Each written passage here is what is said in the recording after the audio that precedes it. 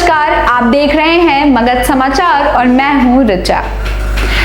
आज यानी 24 नवंबर को नीतीश सरकार समावेशी नेतृत्व और समावेशी विकास के 15 साल बेमिसाल कार्यक्रम का आयोजन कर रही है। इस अवसर पर नेता प्रतिपक्ष तेजस्वी यादव ने मुख्यमंत्री नीतीश कुमार से 21 सवाल किए हैं।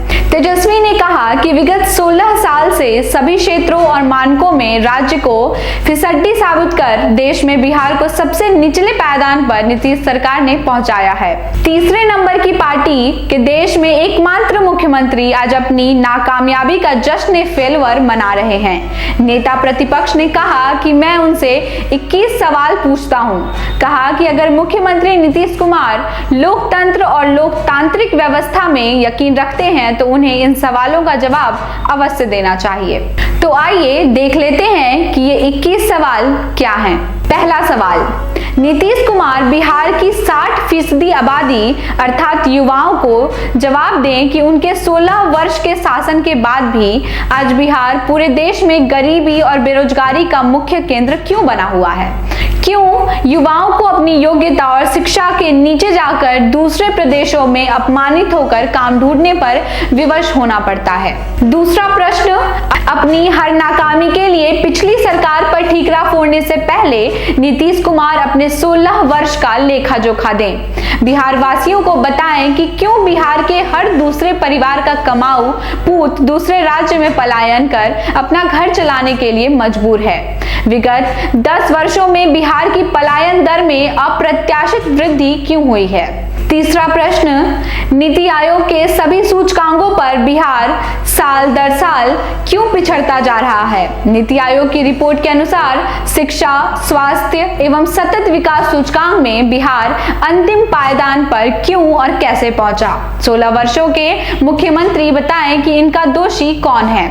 चौथा प्रश्न, केंद्र सरकार के सभी मानक संस्थाओं जैसे NCRB, NRHM, NHM, NSSO एवं नीति आयोग के अनुसार बिहार में शिक्षा, स्वास्थ्य, नौकरी और कानून व्यवस्था की स्थिति सबसे बदतर क्यों है। पांचवा प्रश्न, CAG की सालाना रिपोर्ट में 2 लाख करोड़ से अधिक का हिसाब किताब गायब क्यों है।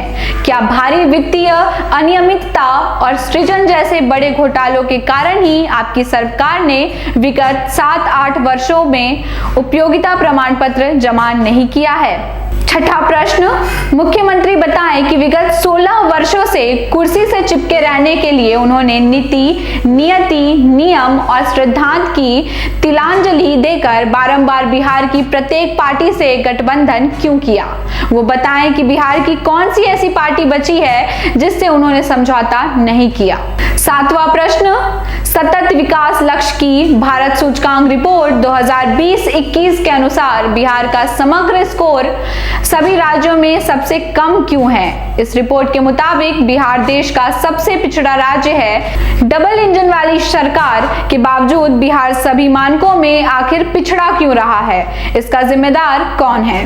आठवां प्रश्न, बिहार में ऐसी कौन सी परीक्षा है जिसका प्रश्न पत्र लीक नहीं होता। कौन सी ऐसी भर्ती और बहाली है जिसका ससमय पारदर्शी प्रक्रिया के साथ परिणाम घोषित हुआ हो।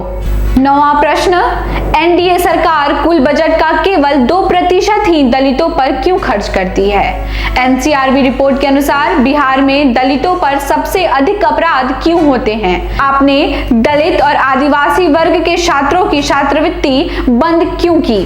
10वां प्रश्न, नीतीश कुमार बताएं कि 16 वर्ष में उनकी रहनुमाई में बिहार में 30,000 करोड़ के 76 घोटाले क्यों हुए। बिहार सरकार ने स्वयं माना है कि इतने घोटाले हुए हैं। खानापूर्ति के लिए जांच की नौटंकी भी हुई है, लेकिन कभी भी कोई नेता और शीर्ष अधिकारी क्यों नहीं पकड़ा गया। 11वां प्रश्न, नल जल योजना पर लगातार शोर मचाने वाली बिहार की डबल इंजन सरकार कुल बजट का केवल 4% ही जल आपूर्ति व सैनिटेशन पर क्यों खर्च करती है और उस 4% का भी 75% हिस्सा भ्रष्टाचार की भेंट क्यों चढ़ जाता है। 12वां प्रश्न, 7 निश्चय योजना भ्रष्टाचार का केंद्र बिंदु क्यों है। आपके राज्य में थाना और ब्लॉक में बिना घूस लिए कोई काम क्यों नहीं होता। 13वां प्रश्न, बिहार में शराबबंदी प्रभावी क्यों नहीं हो पा रही? घर घर शराब की होम डिलीवरी हो रही है, लोग जहरीली शराब पीकर आए दिन मर रहे हैं, 20,000 करोड़ की समानांतर अवैध अर्थव्यवस्था चल रही है, राजस्व का नुकसान हो रहा है। ऐसे में सरकार के भ्रष्टाचार, निकम्मेपन और नाकामी की नजीर बन चुकी ऐसे निरर्थक शराबबंदी का अर्थ मुख्यमंत्री बिहार वासियों को क्यों नहीं समझाते? 14वां प्रश्न, एनडीए सरकार की नाकामी से 16 वर्षों में पूर्व से चालू कितनी चीनी मिल, जूट मिल, पेपर मिल एवं दूसरे उद्योग और कारखाने बंद हुए हैं और इससे बिहार को कुल कितने राजस्व व रोजगार के अवसरों की हानि हुई है? नीतीश जी साथ ही ये भी बताएं कि उन्होंने 16 वर्षों में बिहार में कुल कितने नए उद्योग धंधे, आईटी पार्क, खाद्य प्रसंस्करण उद्योग, कल कारखाने और इंडस्ट्री स्पेसिफिक क्लस्टर स्थापित किए गए हैं। 15वां प्रश्न, मुख्यमंत्री जी बताएं कि 16 वर्षों में बिहार राज्य का कुल कितने लाख करोड़ रुपए निवेश शिक्षा और चिकित्सा के नाम पर दूसरे प्रदेशों में गया? बिहार के मानव संसाधन का कुल कितने प्रतिशत बिहार में और दूसरे प्रदेशों में कार्यरत है और क्यों? 16वां प्रश्न, 16 वर्षों में मुख्यमंत्री बताएं कि आपने 16 वर्षों में बिहार में कुल कितनी नौकरियां प्रदान की? 16 वर्ष में हुए कुल नियुक्तियों का जलावार और वर्गवार आंकड़ा प्रस्तुत करें।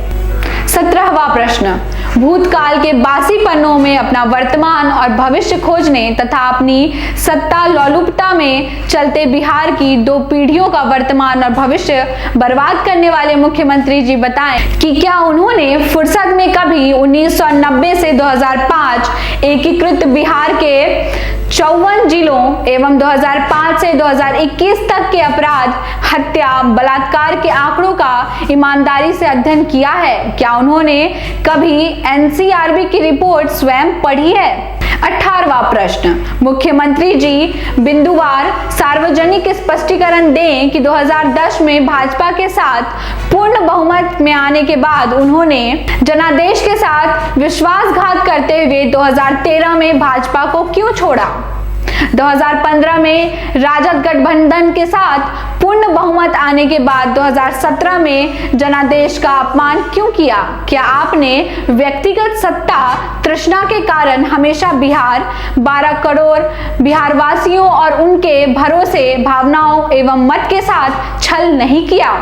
19वां प्रश्न, क्या बिहार के लिए विशेष दर्जे का राज्य आपके लिए केवल और केवल राजनीतिक रोटी सेकने एवं महज बयानबाजी का मुद्दा नहीं है?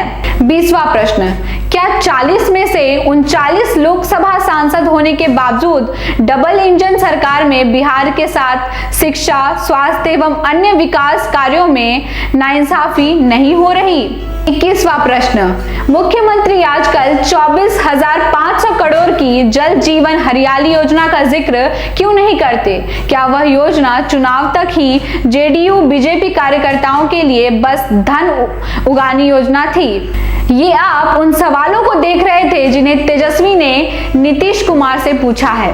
पटना ब्यूरो मगध समाचार। वीडियो अच्छा लगा हो तो लाइक और कमेंट करके बताएं। हमारे साथ जुड़े रहने के लिए चैनल को सब्सक्राइब कीजिए। आप देख रहे हैं मगध का सबसे विश्वसनीय चैनल मगध समाचार। धन्यवाद।